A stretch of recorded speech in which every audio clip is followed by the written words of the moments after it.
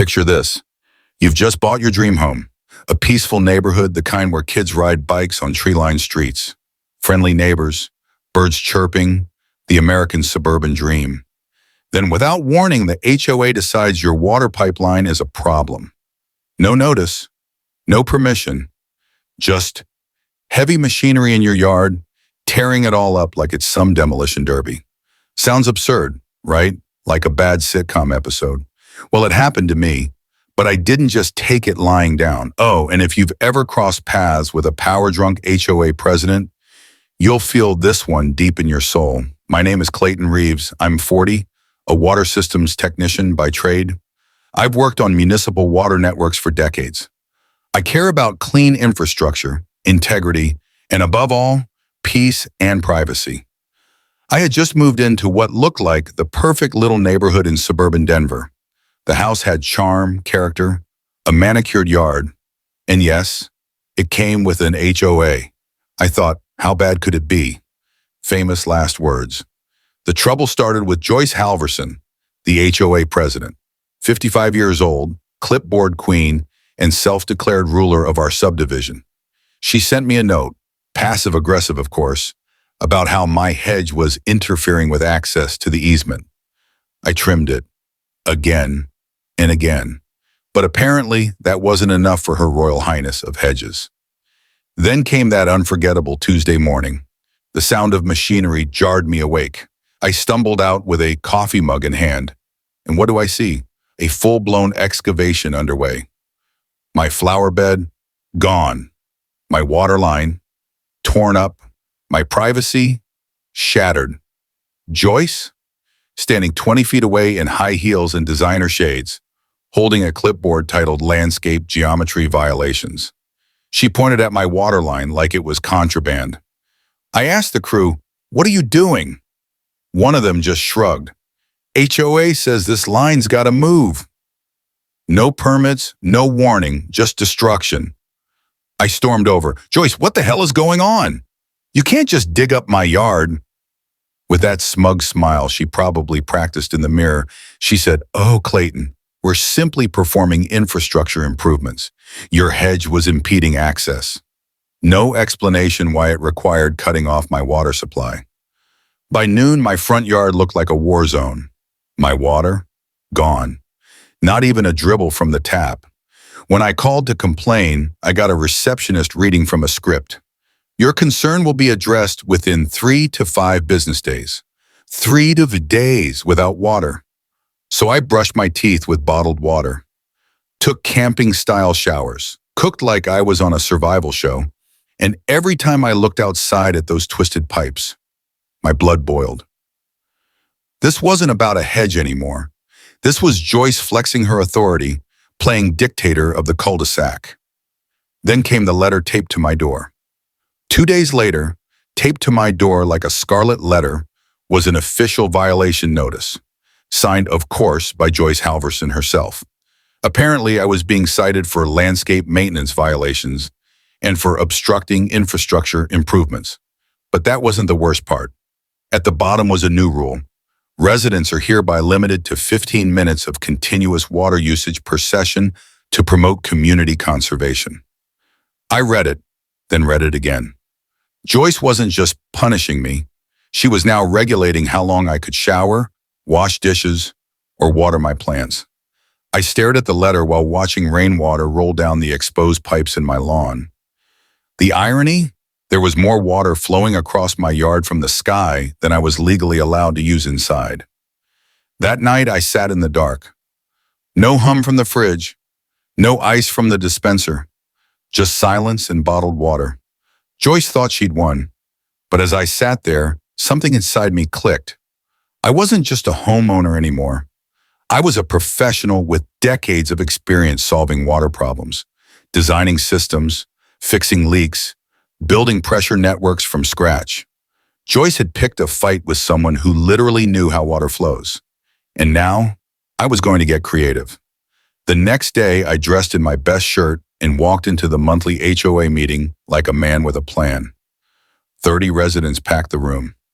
Joyce stood at the front with a laser pointer and satellite maps like she was planning a military invasion.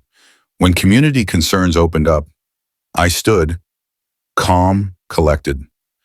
I'd like to address the recent unauthorized rerouting of my waterline. The room went still. All eyes turned. Joyce narrowed her gaze and said, "Mr. Reeves, the HOA acted within its authority." Her voice dripped with fake politeness. "Your hedge created an access issue. We resolved it." I fired back. "You shut off my water. You tore up my yard without notice. That's not an improvement. That's vandalism." The room murmured. Gary, my neighbor, raised his hand. "Shouldn't we be notified before work's done on our property?" Joyce dismissed him with a wave.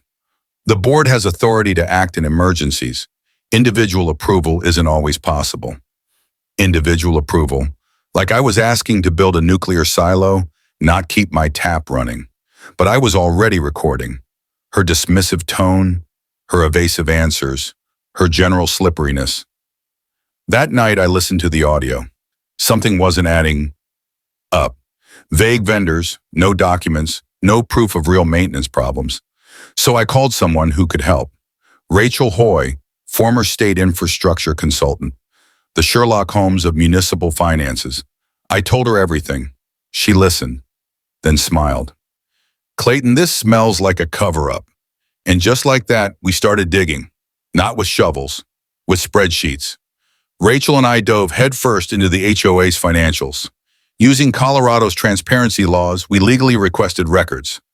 Joyce responded with a 3-page rejection letter filled with legal mumbo-jumbo. Rachel just laughed. Nobody writes 3 pages about why they can't show you invoices unless those invoices are hiding something. So we went deeper. Rachel used her contacts at the county assessor's office to pull property records, permits, and vendor info. And there it was, a recurring name in the HOA books. Civic Flow Solutions, listed as the infrastructure consultant. They'd received tens of thousands of dollars in payments over the past 3 years. But when we looked them up, no office, no projects, no license, just a generic website and a UPS mailbox listed as their headquarters. Then came the kicker. Rachel traced the business registration. Civic Flow Solutions was owned by none other than Michael Halverson, Joyce's nephew. That's when everything fell into place. The hedges, the pipes, the fake rules, it was all a distraction. Joyce wasn't just a control freak, she was running a fraud operation. She created problems, funneled HOA money to her nephew's fake company, and called it community improvement. And my torn-up lawn, that was just collateral damage in her embezzlement scheme. But instead of confronting her, I chose a different path.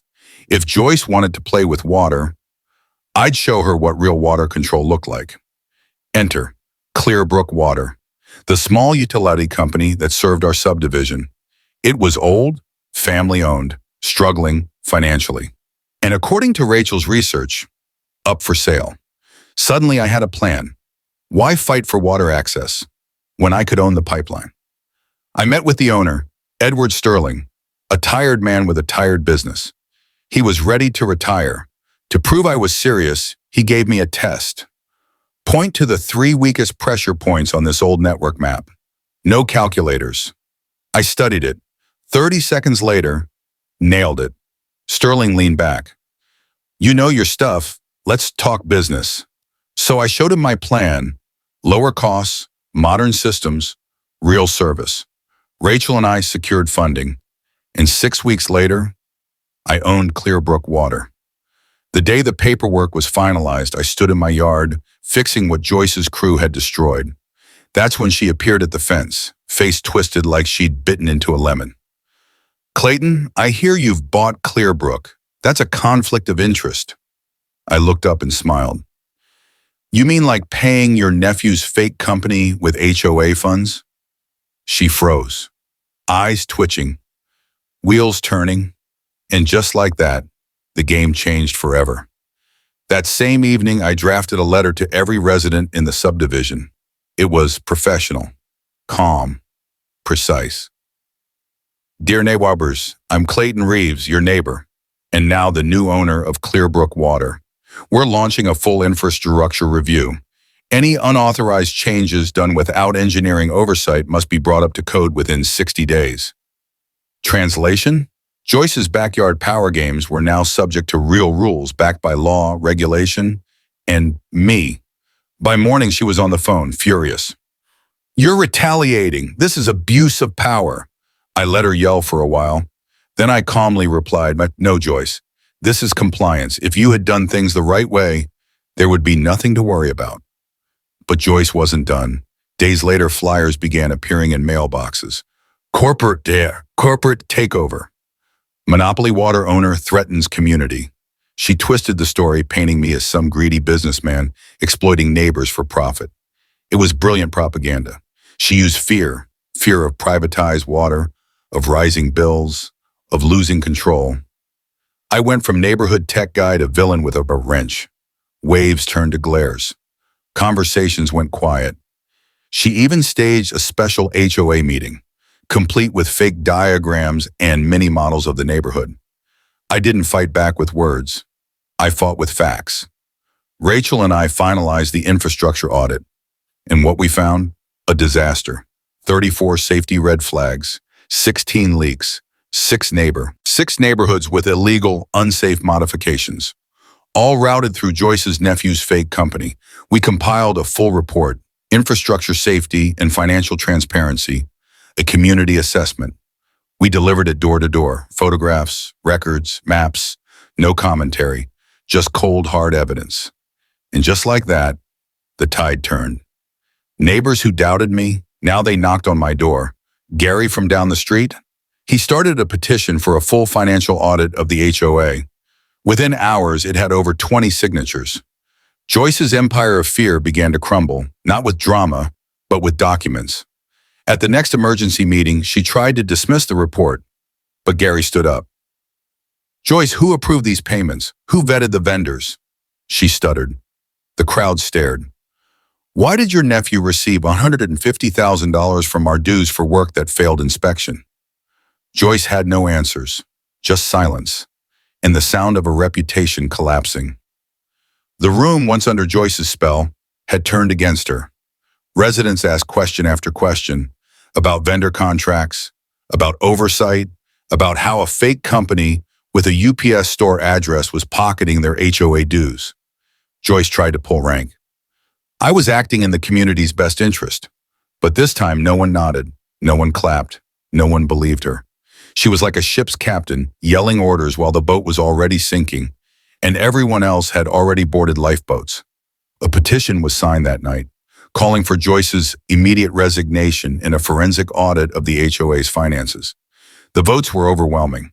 Even her longtime allies abandoned ship. But I wasn't done.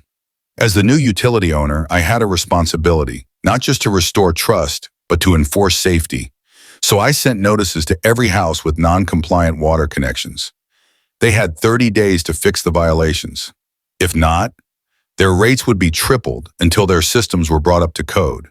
And Joyce, her bill, from $87 to $261 per month. Some called it revenge. It wasn't. It was regulation. It was consequence. "Joyce, this isn't personal," I told her when she called, voice shrill with fury. "You built your water lines on lies. I'm just billing accordingly." Suddenly, her rose garden wasn't worth the cost. Within weeks, contractors dug up the mess her nephew created, shovels clinking through substandard pipe. Her fix cost over $3,000, out of pocket. But then, the state attorney general got involved. Investigators uncovered the web. Joyce, her nephew, the shell company, and 3 other HOAs caught in similar scams. Joyce pled guilty, sentenced to restitution and community service. Her nephew, banned from doing business with any HOA in the state. Civic Flow Solutions was dissolved like the sludge it was. And me, I focused on doing what I was born to do, delivering clean, safe, honest water. Clearbrook became a model utility company, transparent, efficient, community-focused. Rates dropped for compliant homes, trust returned, and the hum of faucets became once again background music of peace. Joyce was gone. The mess was cleaned, but the lesson, forever sealed in pipes and policy.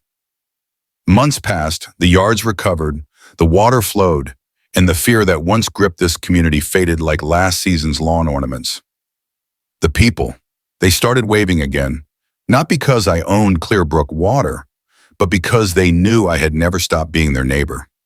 They saw the difference between manipulation and management, between control and care, between Joyce's petty empire and real infrastructure built on accountability.